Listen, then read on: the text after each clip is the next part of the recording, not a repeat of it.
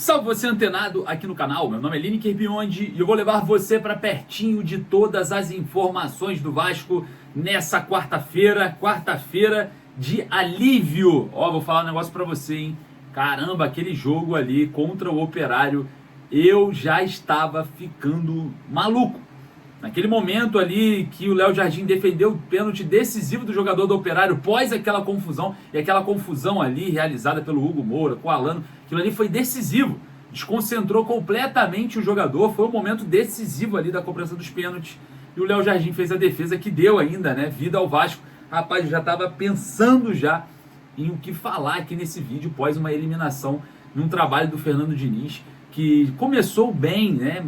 Ontem o Vasco sentiu a parte física, não tem muita reposição, enfim, mas a gente precisava passar para ganhar moral e a gente passou da melhor forma. E eu vou trazer aqui para vocês exatamente esse panorama. E ó, milhões na conta, hein? Grana no bolso. Vamos falar sobre as premiações até aqui do Vasco na Copa do Brasil. Os próximos jogos do Gigante da Colina tem clássico contra o Fluminense nesse final de semana, né? Já estarei no Maracanã para fazer a cobertura total para vocês. Vocês estarão acompanhando tudo em primeira mão, coletiva. Estarei na coletiva fazendo a minha pergunta ao técnico Fernando Diniz. Se Deus quiser, pós-vitória, essa fase tem que se arrastar, a fase boa tem que se arrastar, chegou o momento. E claro, né, observando todos os cenários, o Vasco agora observa também a situação de Lloyd Augusto. O jogador fez isso daqui para quem? Para a torcida? Para o Diniz? Enfim, vamos falar aqui muito sobre isso e vamos estar colocando a sua opinião sempre ali nos comentários, que é muito importante. Mas antes da gente começar, tá vendo essa camisa do Vasco aqui? Essa aqui retrô? Corre lá na bezutesportes.com.br. Lá você adquire todas as suas camisas do Vasco. Essa daqui, e não perde a promoção. Comprando duas, você leva mais uma. Você leva 3 para casa, é isso mesmo. É você na frente aí completando a sua coleção. Essa aqui veio de lá e eu estou muito satisfeito com a qualidade e também como é bonita essa camisa do Vasco, né? Saio na rua, galera, onde você comprou? Eu falo Bezutte Sport. Então eu vou deixar o link aqui embaixo para você vascaíno tirar essa onda também. Beleza?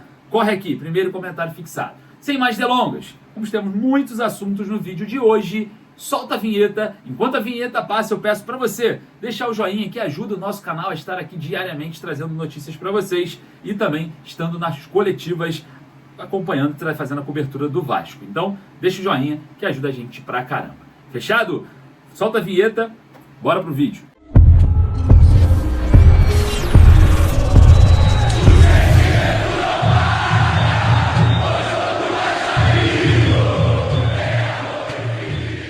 Você que está aí do outro lado, você está vivo?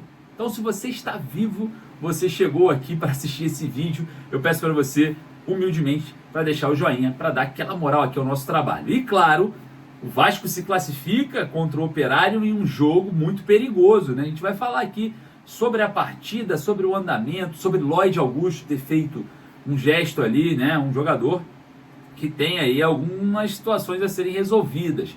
O Ryan também, tá? O Ryan fez o gol e saiu xingando, sei lá quem, ó, a torcida, não sei, não deu para ver direito. Eu voltar ali também, observando isso, é outro jogador que precisa ser tratado para não se transformar em um Lloyd Augusto. Vamos falar bastante sobre isso daí, mas foi decisivo e vem jogando bola, né, o Ryan, graças a Deus. E claro, vamos falar também sobre a falha na bola aérea, na zaga, mais uma vez em cima do Lucas Piton. Eu acho que faltou também um poder de reação ali no grande herói dessa partida, né, dessa classificação. Mais uma vez, o Léo Jardim é um baita de um goleiro, mas dava para sair naquela bola ali, naquele cruzamento, né? Eu acho que dava. Eu contei o time ali para fazer o estudo antes de vir aqui nesse vídeo e observei algumas coisas referentes a essa falha de marcação. Bom, vamos lá.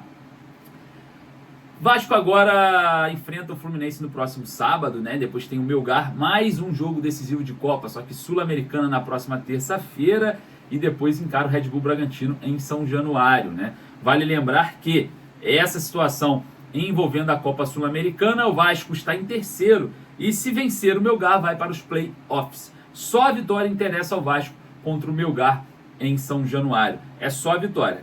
Ganhou, vai para os play-offs.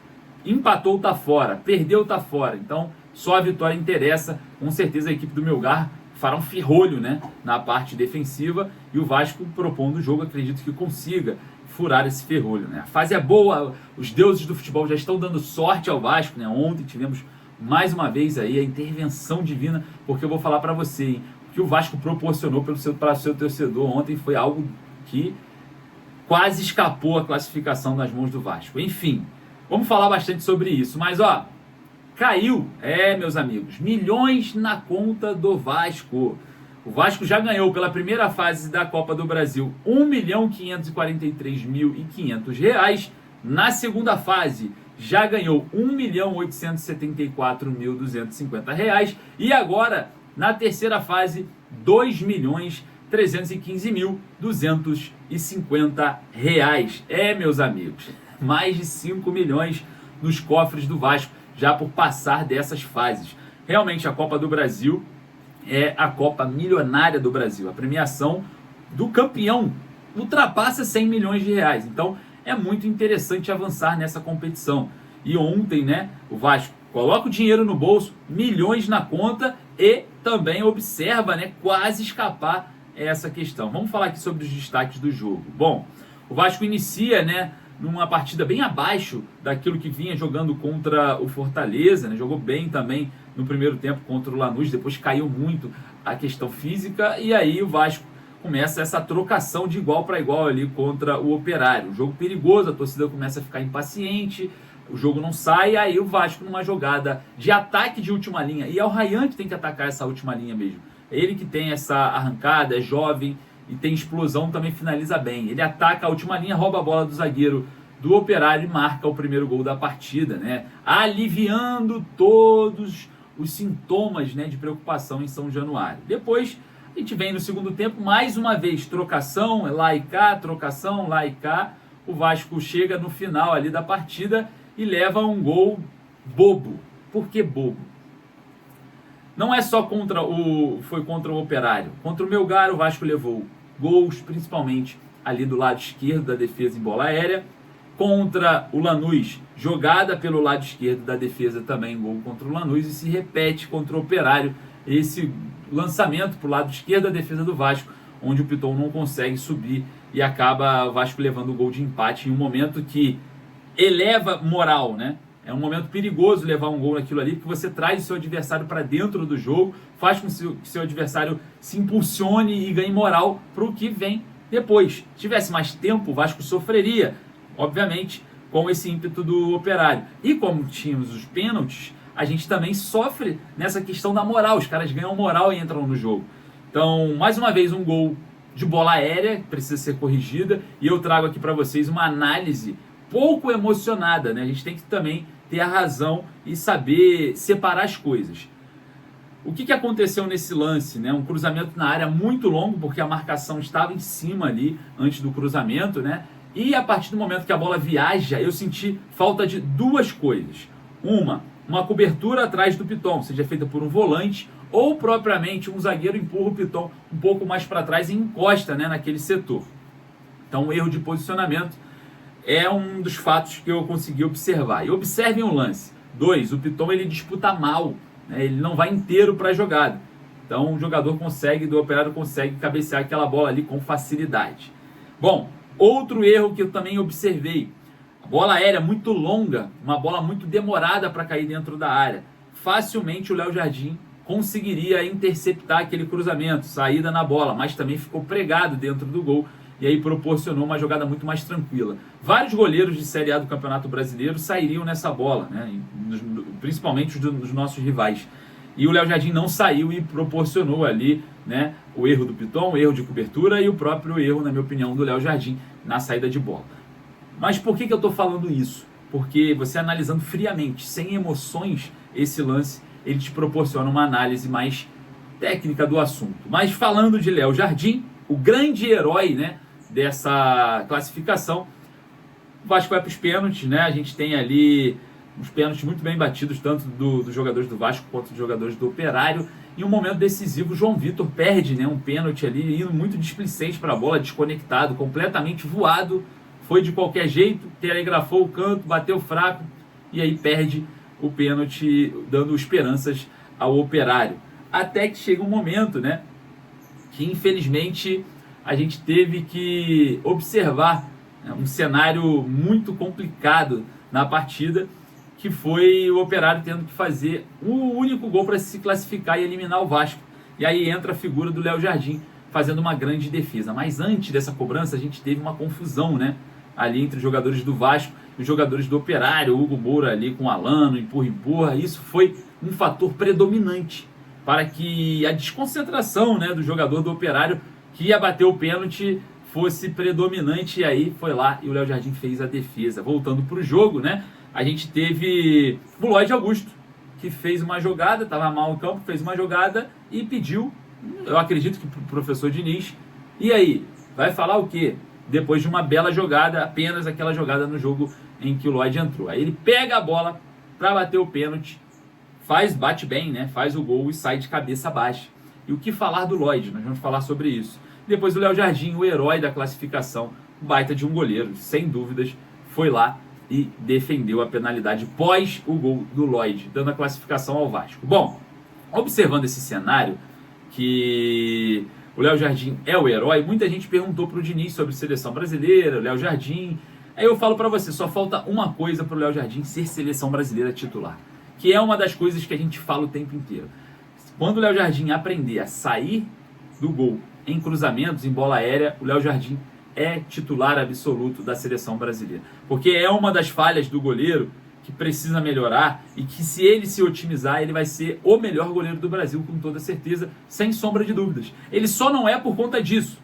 Ele só não é seleção titular porque os goleiros da seleção saem em cruzamento, interceptam jogadas, e o Léo Jardim precisa melhorar nesse quesito.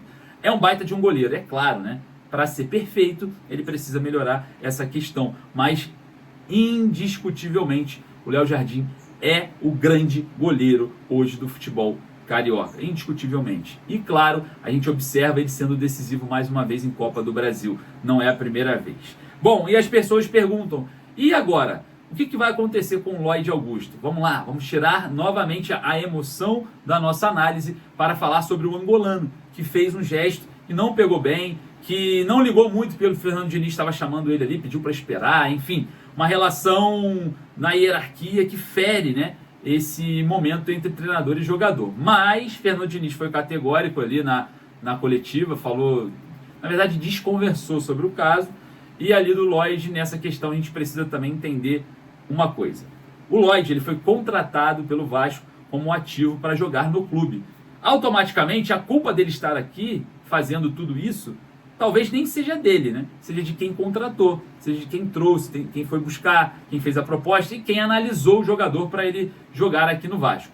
Bom, esses são os primeiros culpados. Segundo, o Lloyd é um ponto que a gente vai precisar ter muita calma, principalmente no sentido em que o jogador é um ativo do clube, o jogador custou milhões aos cofres do Vasco, e terceiro, o jogador é um atleta que jogava na Turquia, tem as questões de adaptação e está aflorando agora no futebol brasileiro. Tem essa situação de uma personalidade um pouco mais forte, deu para perceber, mas por ser um ativo do clube, uma propriedade, eu acho que teremos que ter um pouquinho de calma antes de queimar o Lloyd. É óbvio que se ele continuar dessa forma, ele vai ser queimado.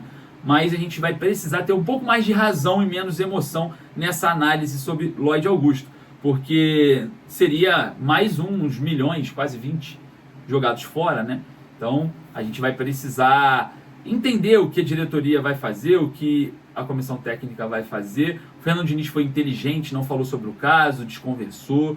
Eu acho que vai ficar por aí por conta exatamente dessa questão. Seria mais uma joia ali, joia que eu digo, não porque é grande jogador, mas porque tem valor sendo jogada no lixo do nada, de um jogo para o outro. Então, eu acredito que a gente vai ter que ter um pouco de calma nessa questão para entender também os processos ali administrativos para com o Lloyd Augusto. Obviamente vai tomar esporro, vai chegar junto, a torcida vai vaiar, mas tem que tomar cuidado com os valores que foram aplicados no jogador para não perdermos, né, mais um para o mercado. Erro, obviamente, de quem contrata, erro grotesco, de uma janela grotesca, como aconteceu com o Jean Davi, com outros jogadores que não performam, e claro, né, os responsáveis têm que ser responsabilizados, quem trouxe, quem deu a ideia tem que ser mandado embora, a diretoria que trouxe tem que ser responsabilizada, e claro, o jogador também precisa ser responsabilizado, mas com muita calma para não jogar fora essa grana, porque a situação não está simples, né?